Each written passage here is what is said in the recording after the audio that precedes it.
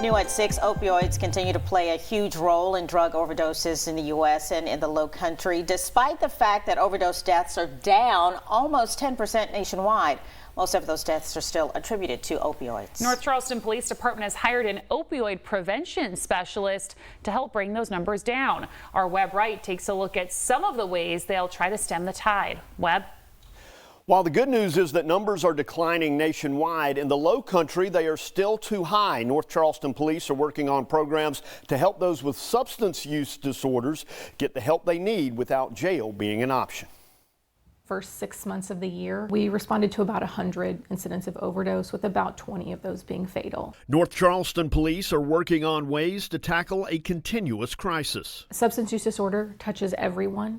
Of every gender, every income level, every ethnicity, race, creed, everything. It touches everyone. The use of fentanyl, of course, is incredibly dangerous. The coordinator's job is a three-part process: education and prevention, harm reduction, and officer training. That also includes creating lines of communication to track overdoses throughout the community. Communicating overdoses across jurisdictional lines. Where someone overdoses, where they live, they can actually get outreach. If I overdose in Charleston City, but I live in North Charleston, North Charleston Police Department can then reach out to their community partners and do the outreach that's necessary. Another issue, destigmatizing addiction. Substance use disorder is a disease.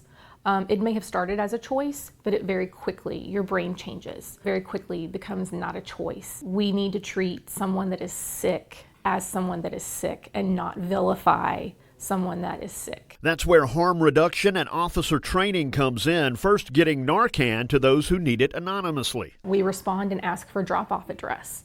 That is a hands-off. We don't even have to see you. We drop it on your front door and send a text message that has been dropped off. It's an unmarked car, so your neighbors won't know. And then training officers to give non-criminal substance abusers they encounter a way to get help instead of a trip to jail. A lot of them are already doing this.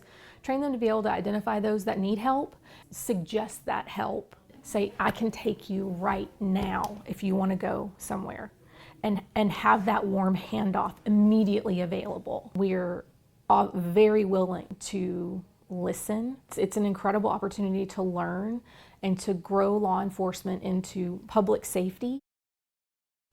Now, the city of North Charleston is capping the month with an event on International Overdose Awareness Day on August 31st. For more information, head over to our website at abcnews4.com.